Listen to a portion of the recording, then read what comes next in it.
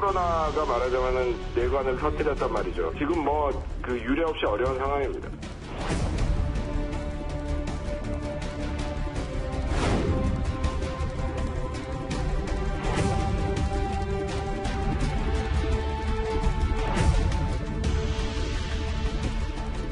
$50조 원 규모의 특단의 비상금융 조치입니다.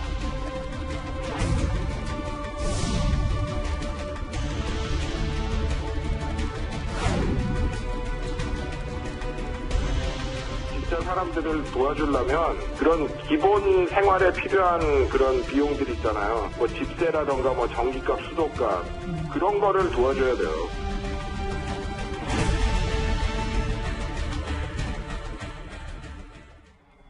예, 방역도 경제도 마음 놓을 수 없는 상황이 계속되고 있습니다. 오늘 우리 주식시장은요, 이 코스피가 8% 넘게 폭락해서 1,500선도 무너졌습니다. 일부 전문가들은 벌써 IMF 때보다 더 심각한 위기가 올 수 있다는 관측까지 내놓고 있습니다. 이 코로나가 말하자면은 내관을 터뜨렸단 말이죠. 옛날처럼 돈 풀어서도 해결이 안 되는 것이 돈을 풀면 뭐예요? 나가서 사람들이 돈을 쓸 수도 없고. 예, 지금 뭐 그 유례 없이 어려운 상황입니다. 1998년 IMF나 2008년 글로벌 금융위기 때보다 더 상황이 심각하게 가는 것도 각오해야 된다고 보시는 거예요? 이미 그때보다 더 심각하게 가고 있죠. 이제부터 심상치 않은 우리 경제 얘기 하나하나 짚어보겠습니다. 정철치 평론가님. 네. 1460으로 끝났네? 1460몇이죠? 그죠? 네. 그러면 이게 지금 몇 년 만인지 그리고 어느 정도 충격판지를 좀 설명을 해주세요. 10년 전으로 돌아가야 될 것 같은데요. 2008년 말 세계 금융위기가 터지고 어쨌거나 좀 2009년에 힘든 한 해를 보냈습니다. 예. 그리고 2009에서 2010으로 넘어왔을 때 주식시장에 서서히 반등을 하려고 했었고요. 그때 이 1450에서 1480선을 놓고 당시 증권업계에서 큰 경론이 있었습니다. 여기가 끝이다. 여기서 더 간다. 그렇게 논쟁을 하다가 결과는 어떻게 됐냐. 1450에서 80을 깨고 이제 600, 1600, 1700, 1800, 2000까지 가게 된 바로 그 지점까지 한순간이 내려왔다. 이렇게 보니까 정확히 10년 전으로 돌아간 그런 상황이 된 것이죠. 그런데 어제도 저희가 잠깐 짚어보긴 했는데 네. 외국인들이 지금 계속해서 매도 그리고 계속 팔고 있잖아요. 이 분위기를 저희가 어떻게 받아들여야 됩니까? 이것은 이제 전 세계적으로 이제 유동성 부족, 우리가 신용 경색이라고 얘기를 하잖아요. 예. 이렇게 위기, 특히 불확실성이 증폭됐을 때는 믿을 만한 거는 딱 하나, 현찰 아니겠습니까? 캐시. 캐시 중에서도 달러죠. 그러니까 다 팔고 지금 달러가 갖겠다라는 수요가 일종의 굉장히 증폭이 돼서 외국인 투자자가 국내 증시에서 연일 투매를 하게 되는 것이고 이게 우리가 1,400대까지 폭락한 원인이 됩니다. 그리고 또 하나가 환율인데요. 환율이 오늘 1,290원까지 순간적으로 91원까지 올랐습니다. 이렇게 원화가 약세가 되니까 외국인 투자자 입장에서는 뭐 국내 주식을 파는 것에 더 가속화가 됐다 이렇게 보여집니다. 뭐 일각에서는 1100선, 코스피 1100선도까지 떨어질 수 있다 이런 우려까지 하고 있는데 정철치 평론가님은 어떻게 보세요? 그러면 정말 IMF 때보다 더 심각한 수준으로 가고 있는지 그러면 정부가 개입할 수 있는 수준은 어디까지인지? 일단 정부는 크게 한 세 가지 측면에서 개입을 할 겁니다. 주식시장 같은 경우에는 이미 홍남기 경제부총리가 증시 뭐 안정기금 같은 얘기를 했거든요. 예. 과거에 이제 당국이 직접 돈을 들고 와서 이렇게 펀드라든가 기금을 조성하면 일단 패닉은 막아내는 효과는 있었습니다. 그래서 뭐 당장 내일 주식시장의 흐름을 누가 예측할 수 있겠냐마는 일단은 이런 식 정도까지 나오게 되면 또 그동안의 이 폭락의 폭을 보게 된다면 우리가 여기에서 바로 이제 1,100 간다, 뭐 일각에서는 1,000도 깨진다 이런 이제 굉장히 불안감이 증폭되는데 그거는 누구도 모르는 겁니다. 그러니까 너무나 이제 거기에 휘둘리지 마시고 현 상황을 좀 봐야 될 것 같고요. 또 하나 당국의 방어는 채권 시장입니다.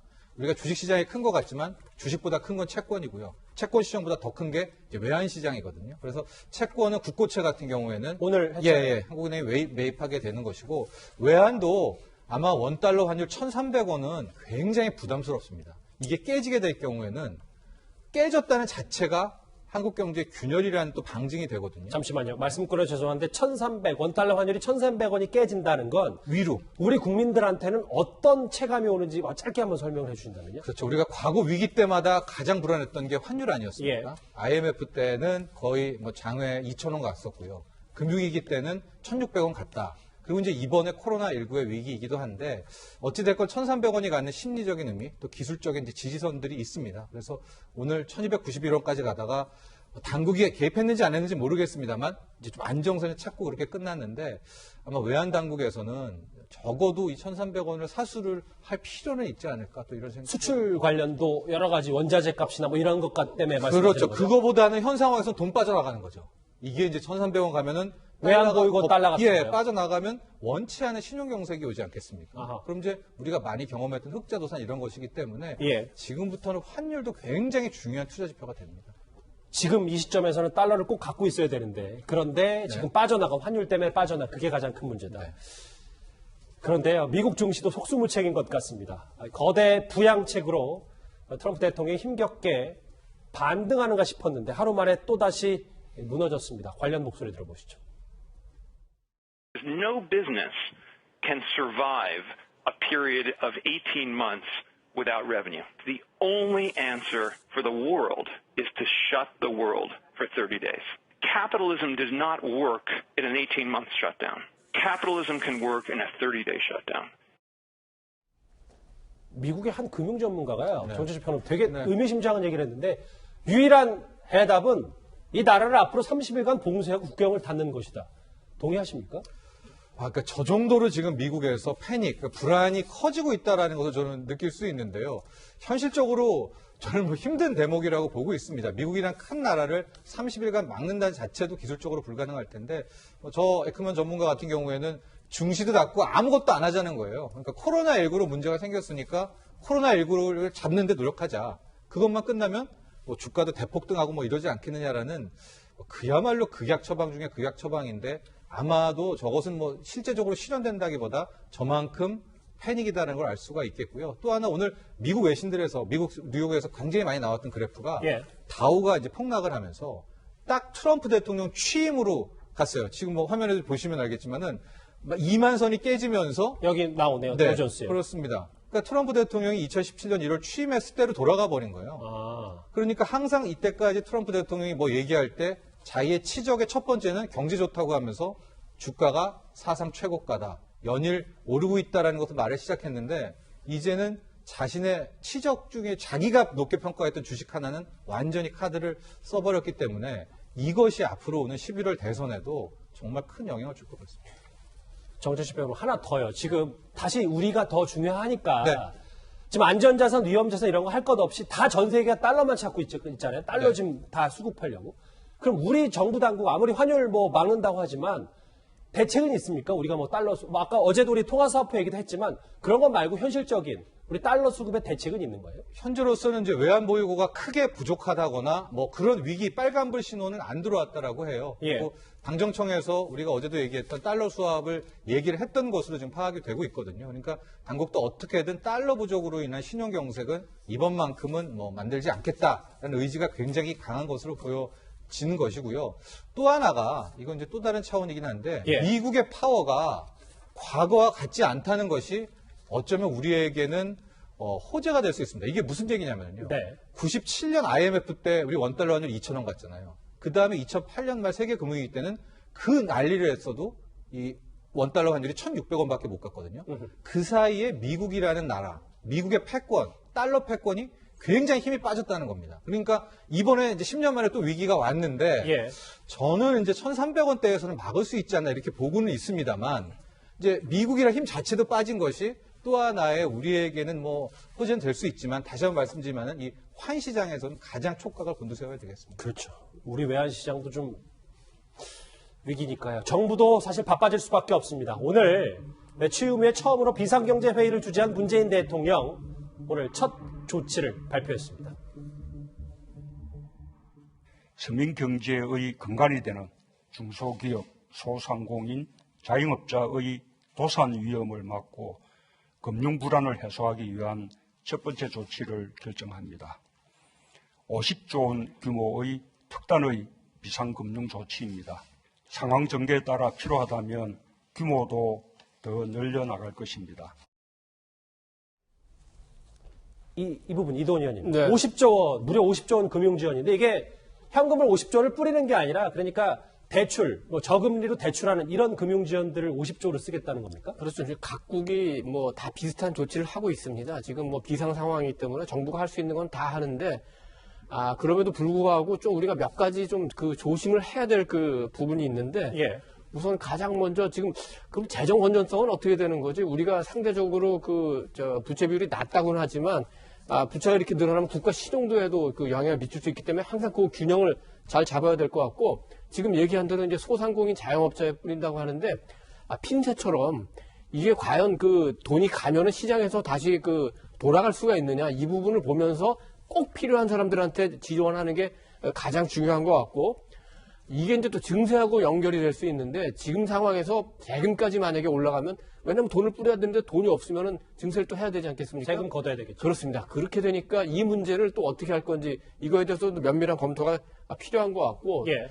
또 한편으로는 이런 상황이 장기화되면은 그러니까 우리 시민들이 또 열심히 일해서 저축하고 돈 버는 것보다는 그 정부에서 주는 지원금에 익숙해질 수 있는 그런 상황이기 때문에 이게 좀 종합적으로 좀 검토를 하면서 계속 추진해야 될 것 같습니다. 장혜철 평론가님, 그럼 이걸 받아주세요. 그러니까 50조 원 금융지원이 있는데 이제 앞으로 첫 비상조치 이후에는 지자체장들이 주장했던 뭐 전 국민에게 100만 원이라든지 이런 걸 지금 염두에 둔 포석이라는 얘기도 있거든요. 사실 김경수 지사가 재난기본소득 처음 꺼냈을 때만 해도요, 당정청의 나머지 주요 인사들은 거의 현실 가능성이 없다는 분위기였습니다. 그런데 코로나19로 인한 여러 가지 경제 위기가 더 심화되는 조짐이 나타나면서 이제는 정부 일각에서도 또는 여당에서도 이 재난기본소득에 대한 기조가 조금씩 변하고 있는데, 문재인 대통령이 계속해서 추가 지원을 예고하면서 비상사태를 선포하는 것은 뭔가 현금성 지원, 이 재원 확장을 통한 현금성 지원을 하겠다는 뜻으로 해석이 됩니다. 다만 어떤 말을 덧붙였냐면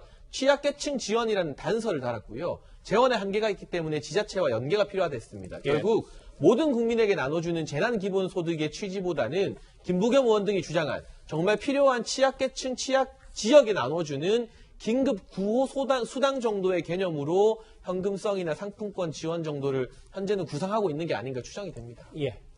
기본소득 문제가 나왔으니까 이거는 꼭 짚고 넘어가야 될 것 같은데, 예를 들어서 이제 김경수 지사가 얘기했던 1인당 100만 원. 예. 이거는 한 번 주는 거는 기본소득이 아닙니다. 만약에 이 기본소득인다면 월 100만 원을 주면은 51조가 아니라 한 달에 51조가 되는 거고, 그렇다면 1년에는 612조가 들어가는 겁니까? 우리가 감당할 수 있는 수준에 이걸 봐야 되고, 또 하나는 이게 더 중요한 부분인데, 2016년에 스위스에서 1인당 2,500 스위스 프랑, 그러니까 우리 돈으로 300만 원씩, 월 300만 원씩 기본소득을 주자, 이런 주장이 나왔기 때문에 여기서 이어지는 건데, 그렇죠. 그때 스위스가 얘기한 기본소득은 뭐냐면 월 2,500 프랑을 주되 다른 복지는 다 없애는 겁니다. 실업수당, 의료 관련된 거. 그렇기 때문에 지금 우리가 논의하는 그 수당은 돈을 주는 것만 나와 있지 다른 복지를 줄이는 거는 얘기를 하지 않거든요. 그래서 이거는 근본적인 처음부터 끝까지 다 검토된 후에 기본소득 문제가 나와야 될 것 같습니다. 그렇군요. 사실 이제 무턱대고 미국을 따라서 이렇게 돈을 풀었다가요, 후유증이 좀 걱정이 되기 때문에 정부도 이렇게 긴급 생계비 지원을 망설이고 있습니다. 그런데 일각에서는 현금 지급보다 세금을 깎아야 한다는 목소리가 나오고 있습니다. 돈 주면 뭐합니까? 가서 쓸 수가 없는데. 진짜 사람들을 도와주려면 그런 기본 생활에 필요한 그런 비용들이 있잖아요. 예. 뭐 집세라던가 뭐 전기값, 수도값 그런 거를 도와줘야 돼요. 지금 뭐 국제노동기구에서는 이것 때문에 뭐 몇 천만 명이 이제 실업자가 생길 거라고 이제 예상을 하는데, 예. 그 임금의 상당 부분을 정부에서 뭐 보조를 해준다던가. 김종익 교수님도 돈 주는 것보다 세금 깎아주는 게 더 맞다고 동의하십니까? 저는 다 해야 된다고 생각을 합니다. 둘 다요? 네. 왜냐하면 저는 뭐 이게 긴급 구호 지원이든 아니면 유사 기본소득이든 전 지금 상황에서 정부가 할 수 있는 조치는 다 한다는 생각이 들고요. 왜냐하면 영국이 495조, 이탈리아 466조, 프랑스 685조. 돈을 다 푸는 방법을 좀 선택하는 건데요. 예. 전 그래서 당연히 헬리콥터 머니니까 돈을 많이 뿌린다고 하더라도 소위 수요가 있더라도 공급이 안 되면 안 되는 상황이니까 이게 돈을 뿌리는 재정정책과 함께 제가 볼 때는 세금 감면도 해야 되는 거죠. 왜냐하면 세금 감면이라고 하는 건 자기가 매달 나가야 될 비용들을 갖다 줄일 수 있기 때문에 저 이런 모든 정책들을 갖다 패키지로 해서 지금 진행을 하고요. 지금 상황에서 제가 볼 때는 재정 건전성이라는 문제보다는 우리 경제와 세계 경제의 연동성 속에서 이것들을 최소화할 수 있는 방법들에 대한 모든 선택의 수단들은 저는 써야 한다고 생각을 합니다. 전철치 평론. 네. 실제로 사실 항공업계 거의 사실상 마비 상태잖아요. 그런데 정부가 착륙료의 20% 감면을 시행하고 이 홍남기 부총리의 이게 좀 현실적이냐 이렇게 해서는 안 되지 않냐 세금 깎아주려면 제대로 해야 되는 거 아니냐라는 목소리도 그렇죠. 있거든요. 지금 우리가 민생 복지에 굉장히 신경을 쓰고 있고 소상공인 자영업자분들은 이제 빠르게 대처를 하고 있는데 항상 이런 위기 때를 보면 우리가 뜻하지 않는 추가 악재, 뭐 블랙스완 같은 게 터지는데 예. 가령 기업 하나가 흔들린다든가 뭐 30대 그룹 하나에 신용경색이 나온다든가 IMF부터처럼요. 예, 그러니까 그건 정말 뜻하지 않는 거죠. 우린 코로나19에 대한 문제니까. 예. 그래서 저는 이렇게 한편으로는 하고는 있지만 오늘도 나온 50조 지원 대책도 있지만 기재부에서 홍남기 부총리 컨트롤 타워로 한번 지금 그룹들 만나봐서 왜냐면 증권가 정보시 지라시라고 하죠. 여기 막 지금 막 기업 이름도 돌고 막 그러거든요. 예, 맞아요. 정말 괜찮은지 좀 물어보고 특히 항공업계 이런 부분들은 이탈리아는 아예 지금 국영화도 감내하겠다는 정도의 신뢰를 주지 않습니까? 그래서 이런 쪽 차원에 대한 지원도 지금 함께 해야 된다. 이 기업은 지금 너무나 손 놓고 있는 그런 대목이 좀 듭니다. 폭락, 붕괴 계속해서 이런 단어가 나오고 있는 경제 뉴스에게 저희가 심층적으로 짚어봤습니다. 관련 소식 여기서 정리하고요.